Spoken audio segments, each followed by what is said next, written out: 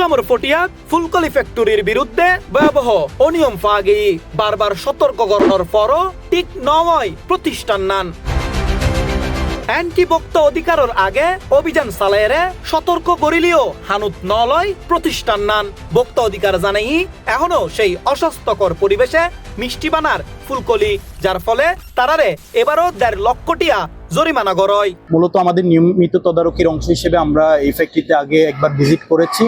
তখন কিন্তু আমরা বিভিন্ন দিক নির্দেশনা দিয়েছি যেন তারা স্বাস্থ্যকর উপায়ে পরিচ্ছন্ন পরিবেশে তারা যেন খাবার প্রক্রিয়াজাত করেন। সেই সময় কিন্তু আমরা কোনো আইনানুগ ব্যবস্থার দিকে যাইনি, জাস্ট তাদেরকে সতর্ক সচেতন করেছি। যেহেতু মানুষ এই খাবারগুলা খাবে এবং টাকা দিয়ে কিনেই খায়, সো আমরা নির্দেশনা দিয়েছি তারা যেন স্বাস্থ্যকর উপায়ে পরিষ্কার পরিচ্ছন্ন পরিবেশে সেটা উৎপাদন করেন। কিন্তু আজকে এসে আমরা যে বিষয়টা দেখলাম, তাদের এইখানে হচ্ছে আপনার যে মিষ্টিজাত সেকশনে তাদের কিছু কর্মী এরা হচ্ছে আপনার টুপি পরেছে, হ্যান্ড গ্লাভস পরেছে, কিন্তু যে খাবারগুলো আমরা কনজিউম করব উপাদান, মিষ্টির উপাদান তারা টেবিলে রেখেছেন। সেখানে আমরা মাছি ঘোরাফেরা করতে দেখেছি, মাছি বসে থাকতে দেখেছি। এছাড়া তাদের ফ্রিজে আপনার পোকা আমরা পড়ে থাকতে দেখেছি। অপরিষ্কার অপরিচ্ছন্ন ফ্রিজ আমাদের কাছে মনে হয়েছে, পোকা পড়ে থাকতে দেখেছি। সার্বিক বিষয়াদি আপনার বিবেচনায় নিয়ে ভোক্তা অধিকার আইনের 2টা ধারায় 1.5 লক্ষ টাকা সতর্কতামূলক অর্থদণ্ড করা হয়েছে। শুধু তাই নয়, মিষ্টি তৈরিতে অবৈধ কাঁচামাল ব্যবহারের প্রমাণও পাই ভোক্তা অধিকার কর্তৃপক্ষ। হচ্ছে তারা খাবারের যে ইনগ্রিডিয়েন্টস ব্যবহার করছে এদের মধ্যে 2-1টা ইনগ্রিডিয়েন্টস আছে মেড ইন থাইল্যান্ড নামে। কিন্তু আপনারা জানেন মেড ইন থাইল্যান্ড হলেও সেটা যখন আমাদের দেশে আসবে আপনার কোনো একটা আমদানিকারকের মাধ্যমে লিগ্যাল প্রসিডিওরগুলো আপনার মেনটেন করে ভ্যাট ট্যাক্স সরকারকে দিয়ে তারপর আসার কথা। তো বিদেশি সেই আপনার ইনগ্রিডিয়েন্টস কিংবা পণ্যগুলোতে আমরা কোনো আমদানিকারকের তথ্য দেখতে পাইনি। আমাদের কাছে মনে হয়েছে এগুলা ঢাকার বিভিন্ন জায়গায় আপনার নকল ভেজাল উৎপাদন করে বাইরের পণ্য বলে সেগুলোও হতে পারে বলে আমরা ধারণা করছি। অন্যদিকে গত মার্চ মাসত স্থানীয় জনসাধারণের অভিযোগের প্রেক্ষিতে পটিয়ার নবনির্বাচিত সংসদ আলহাজ এনামুল হক এনাম ফুলকলি ফ্যাক্টরি পরিদর্শন করতে যায়। যারে দেহে ফুলকলির দূষিত বর্জ্যর হারণে আশপাশের দানি জমিগিন নষ্টর এবং দূষিতর হাল।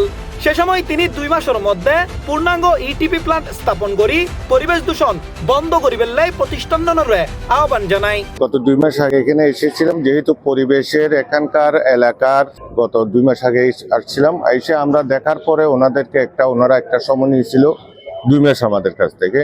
আমরা ওনাদেরকে সময় দিয়েছি 2 মাসের ভিতরে তারা আমাদেরকে ইটিপি প্ল্যানটা কমপ্লিট করবে এবং পরিবেশ ঠিক রাখবে। কিন্তু 2 মাস অতিবাহিত হওয়ার পরে আমরা আজকে আসছি, আজকে 6 তারিখ, অর্থাৎ 30 তারিখে শেষ হয়ে গেছে। আজকে এসে আমরা যতগুলো দেখতে পেরেছি ওনারা কাজটা কমপ্লিট করতে পারে না।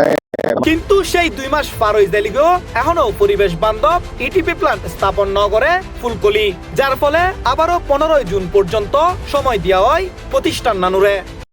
জুনের 15 তারিখের ভিতরে যদি তারা এটা পরিষ্কার করতে না পারে, ক্লিয়ার করতে না পারে, সেটা আইনগত ব্যবস্থা গ্রহণ করা হবে।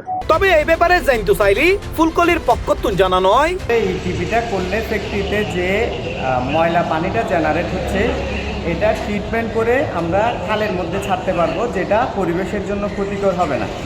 যদি আমরা এভাবে ট্রিটমেন্ট করে ছাড়তে পারি তাহলে খালের মধ্যে অথবা যে বিভিন্ন জলজ প্রাণীগুলো আছে এটা ওদের জন্য নিরাপদ। আর যে অ্যাপিসিটা ইনস্টলের জন্য আমরা উদ্যোগ নিয়েছি, এই পানির সাথে যেটা দুর্গন্ধ আসে অ্যাপিসি ইনস্টল করলে এই দুর্গন্ধটা থাকবে না। তো এখানে যে মালামালগুলো আসে একটা পোর্শন আমাদের লোকালি ম্যানুফ্যাকচার করতে হয়, আর বাকি জিনিসগুলো বাইরের থেকে আসে, চায়না এবং থাইল্যান্ড থেকে। বৈশ্বিক পরিস্থিতির কারণে আমরা এখনও মালামালগুলো হাতে পাই নাই, সেজন্য আমরা এক্সটেনশন সময়টা নিয়েছি এটা ইনস্টল করার জন্য। উল্লেখ্য দীর্ঘ অনেক বছর ধরে ফ্যাক্টরি স্থাপনের মাধ্যমে এলাকার পরিবেশ ধ্বংস করিয়া ইয়ের বলে অভিযোগ আছে ফুলকলির বিরুদ্ধে। তবে সাধারণ মানুষের প্রশ্ন, এবার কি তারা আসলেই ঠিক হইব নাকি আবারও গায়ের জোরে জ্যান খুশি ত্যান গড়িয়ে মিষ্টি বানায় প্রতারণা করি যাইব সাধারণ মানুষের লগে। C plus TV, Chittagong.